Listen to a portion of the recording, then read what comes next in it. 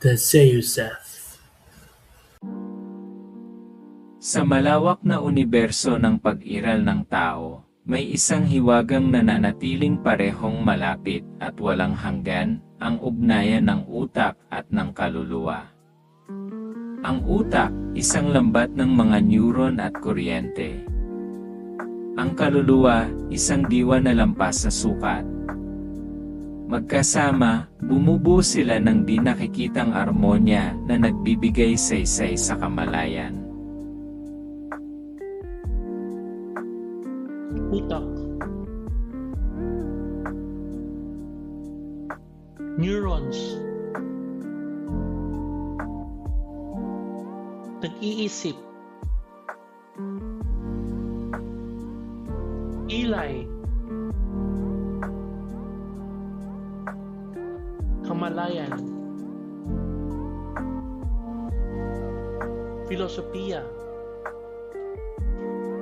Kapag tumahimik ang isip, nagsisimulang magsalita ang kaluluwa. Sa katahimikan, nagiging malabo ang hangganan ng pag-isip at pag-iral. Ang utak ang nagpoproseso ng mundo, ngunit ang kaluluwa ang tunay na nakararanas nito. Sining.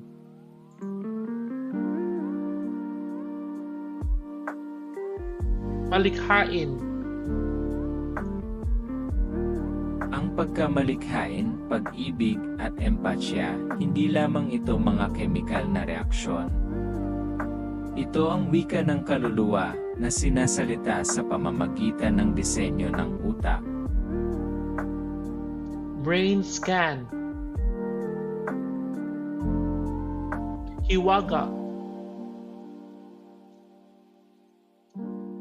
Pagninilay. Sang-ayon.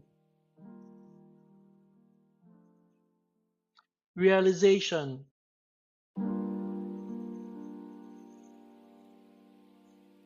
Ang kaluluwa ng utak ay hindi matatagpuan sa anyo nito, kundi sa layunin ang kumonekta, makaramdam, at mangarap.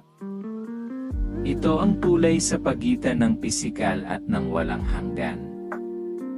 Marahil ang kaluluwa ng utak ay ang universo mismo, na nararanasan ang sariling hiwaga sa pamamagitan ng mga mata ng tao.